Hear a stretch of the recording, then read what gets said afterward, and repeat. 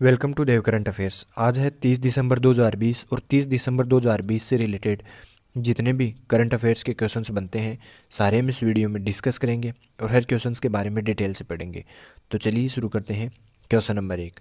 हाल ही में केंद्रीय वन पर्यावरण तथा जलवायु परिवर्तन मंत्रालय की रिपोर्ट भारत में तेंदुओं की स्थिति 2020 के अनुसार भारत में सर्वाधिक तेंदुए किस राज्य में पाए गए हैं? तो किस राज्य में पाए गए हैं सर्वाधिक तेंदुए? उत्तर प्रदेश, मध्य प्रदेश, महाराष्ट्र या इनमें से कोई नहीं? तो इसका राइट आंसर क्या होगा? मध्य प्रदेश में सर्वाधिक तेंदुए पाए गए हैं। अब बात करते हैं इससे रिलेटेड। केंद्रीय पर्यावरण, वन और जलवायु परिवर्तन मंत्री हैं प्रकाश जावड़ेकर। ये हैं प्रकाश जावड़ेकर जो केंद्रीय वन और जलवायु परिवर्तन मंत्री हैं, जिन्होंने नई दिल्ली में भारत में तेंदुओं की स्थिति पर रिपोर्ट जारी की है। इस मौके पर उन्होंने कहा है कि भारत में पिछले कुछ वर्षों में बाघ, शेर, तेंदुओं की संख्या में बढ़ोतरी हुई है। भारत में तेंदुओं की संख्या 12,852 तक पहुंच गई है, जबकि इसके लिए पहले 2014 में हुई गणना के अनुसार देश में 7,910 तेंदुए ही थे। इस अवधि में तेंदुओं की संख्या में 60% की बढ़ोतरी हुई है। गणना के अनुसार मध्य प्रदेश 3,421 तेंदुओं के साथ प्रथम स्थान पर है और उसके बाद में कर्नाटक है जहाँ पर 1783 तेंदुए हैं और महाराष्ट्र आता है तीसरे नंबर पे जहाँ पर 1690 तेंदुए हैं। दूसरे राज्यों की तुलना में सबसे ज़्यादा इन तीन राज्यों में तेंदुए हैं, जिसमें से मध्य प्रदेश आता है फर्स्ट नंबर पे। अब बात करते हैं मध्य प्रदेश से रिलेटेड। तो ये मैप में देखिए आप, मध्य प्रदेश की राजधानी है भोपाल और मध्य प्रदेश के मुख्यमंत्री हैं शिवराज सिंह चौहान। गवर्नर की अगर बात करें तो आनंदीबेन पटेल, जो मध्य प्रदेश की भी गवर्नर हैं और उत्तर प्रदेश की भी गवर्नर हैं आनंदीबेन पटेल। मध्य प्रदेश से रिलेटेड कुछ इंपॉर्टेंट क्वेश्चंस और देखते हैं जो एग्जाम की दृष्टि से बहुत ही इंपॉर्टेंट है। रोको टोको अभियान की शुरुआत भी मध्य प्रदेश में की गई। किल कोरोना अभियान की शुरुआत भी मध्य प्रदेश में ही की गई है और चरण पादुका अभियान की शुरुआत भी मध्य प्रदेश में ही की गई है। जीवन अमृत योजना की शुरुआत जो इम्यूनिटी को बढ़ाने के लिए है, यह भी मध्य प्रदेश सरकार द्वारा ही शुरू की गई है। जीवन शक्ति योजना की शुरुआत जो मध्य प्रदेश की महिलाओं के मास्क बनाने पर प्रति मास्क 11 रुपये दिए जाएंगे मध्य प्रदेश सरकार के द्वारा। नेशनल पार्कों की हम बात करें तो यहाँ पर पन्ना और कान्हा नेशनल पार्क मध्य प्रदेश में ही स्थित है और मध्य प्रदेश के दो शहर हैं ग्वालियर और ओरछा शहर, जिनको यूनेस्को ने अपने विश्व धरोहर सूची में हाल ही में शामिल किया है। मध्य प्रदेश में top parental app for students भी लॉन्च की गई है जो स्टूडेंटों के लिए है। बुजुर्गों की सहायता प्रदान करने के लिए संकल्प योजना शुरू की गई है। तो ये इतने इंपॉर्टेंट क्वेश्चन है मध्य प्रदेश से रिलेटेड। और रानी पद्मावती का स्मारक भी मध्य प्रदेश में ही बनाया जाएगा और विश्व स्तरीय दिव्यांग खेल केंद्र की आधारशिला भी मध्य प्रदेश में रखी जाएगी। तो इतने इंपॉर्टेंट क्वेश्चन है मध्य प्रदेश से रिलेटेड। चलिए देखते हैं नेक्स्ट क्वेश्चन। हाल ही में उत्तर प्रदेश के बाद में किस राज्य के मंत्रिमंडल ने लव जिहाद के खिलाफ धर्म स्वतंत्रता विधेयक 2020 को मंजूरी दे दी है? तो किस सरकार ने दे दी है? मध्य प्रदेश, राजस्थान, हरियाणा या इनमें से कोई नहीं? तो इसका राइट आंसर क्या होगा? मध्य प्रदेश ने हाल ही में लव जिहाद के खिलाफ स्वतंत्रता विधेयक 2020 को मंजूरी दे दी है। देखते हैं इसके बारे में डिटेल से। ये हैं शिवराज सिंह चौहान। मध्य प्रदेश की शिवराज सिंह कैबिनेट ने 26 दिसंबर को लव जिहाद के खिलाफ धर्म स्वतंत्रता अधिनियम 2020 को मंजूरी दे दी है और ऐसा करने वाला मध्य प्रदेश दूसरा राज्य भी बन गया है और प्रथम राज्य था उत्तर प्रदेश, जिसने लव जिहाद के खिलाफ मंजूरी विधेयक को मंजूरी दे दी थी। इससे पहले उत्तर प्रदेश में योगी आदित्यनाथ ने मंजूरी दी थी लव जिहाद के खिलाफ और मध्य प्रदेश के बारे में अभी हमने पूरी डिटेल पढ़ी है। चलिए देखते हैं नेक्स्ट क्वेश्चन। हाल ही में किस कंपनी ने कोलाब ऐप लॉन्च किया है? तो किस कंपनी ने कोलाब ऐप लॉन्च किया है? फेसबुक, इंस्टाग्राम, ट्विटर या इनमें से कोई नहीं? तो इसका राइट आंसर क्या होगा? फेसबुक ने हाल ही में कोलाब ऐप लॉन्च किया है जो टिकटॉक को टक्कर देने के लिए इसको लॉन्च किया गया है। फेसबुक ने एक नया ऐप लॉन्च किया है। यह म्यूजिक मेकिंग ऐप है और इसका नाम है कोलाब ऐप। माना जा रहा है कि फेसबुक ने इस ऐप को चाइनीज ऐप टिकटॉक की टक्कर में लॉन्च किया है। तो कोलाब ऐप लॉन्च किसने किया है? फेसबुक ने। चलिए देखते हैं नेक्स्ट क्वेश्चन।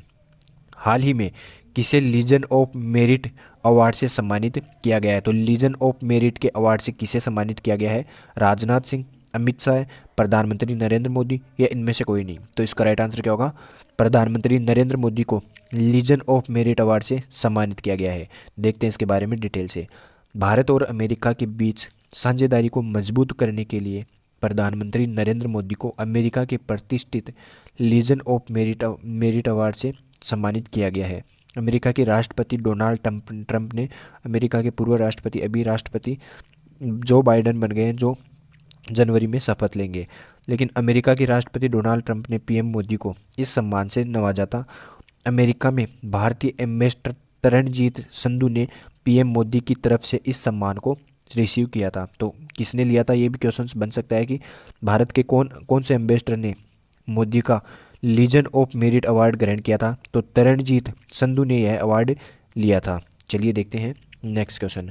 हाल ही में दिल्ली क्रिकेट टीम के मुख्य कोच के रूप में किसे नियुक्त किया गया है? तो दिल्ली क्रिकेट टीम के मुख्य कोच के रूप में किसे नियुक्त किया गया है? सुरेंद्र सिंह, आर.के. शर्मा, राजेश चौधरी या इनमें से कोई नहीं? तो इसका राइट आंसर क्या होगा? आर.के. शर्मा को। ये है आर.के. शर्मा। देखते हैं इसके बारे में डिटेल से।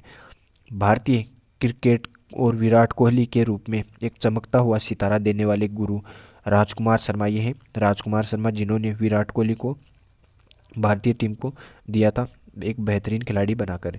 राजकुमार शर्मा को बड़ी जिम्मेदारी सौंपी गई है। शर्मा को आगामी 2020-21 घरेलू सत्र के लिए दिल्ली रणजी ट्रॉफी का मुख्य कोच नियुक्त किया गया है।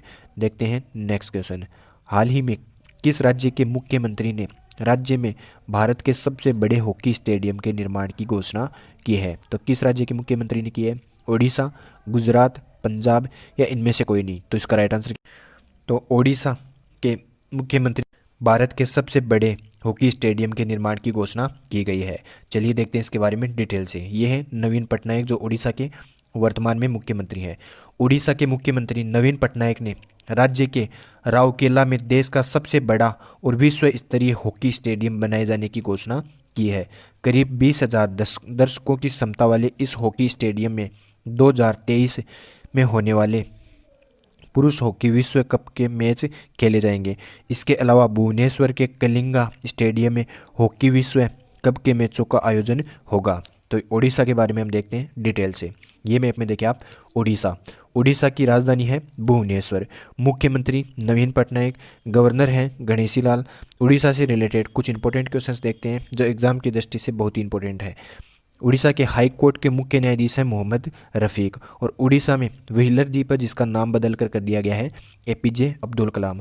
उड़ीसा के मुख्यमंत्री को पेटा कंपनी ने हीरो टू एनिमल अवार्ड से भी सम्मानित किया था। तो किसको सम्मानित किया था? नवीन पटनायक को। चिल्का लेक, जो भारत की सबसे बड़ी खारे पानी की लेक है, यह भी उड़ीसा में स्थित है। बलराम योजना की शुरुआत जो किसानों के लिए उड़ीसा में ही चल रही है।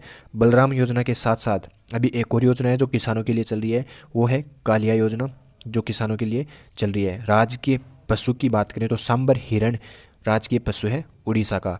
और रज पर्व या रजा पर्व भी उड़ीसा में ही मनाया जाता है।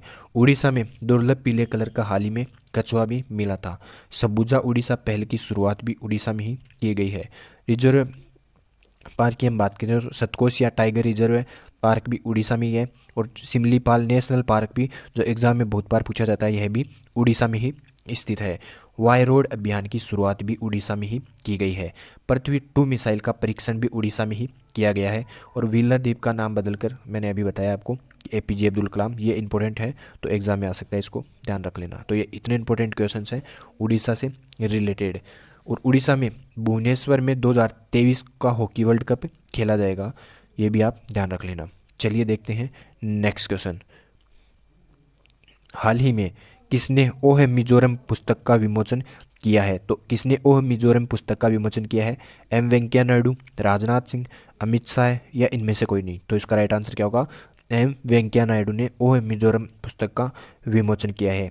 ये है उपराष्ट्रपति एम वेंकैया नायडू, जिन्होंने वीडियो कॉन्फ्रेंसिंग के जरिए मिजोरम के गवर्नर श्री PS श्रीधरन पिल्लई द्वारा लिखित पुस्तक है ओ मिजोरम बुक का विमोचन किया है।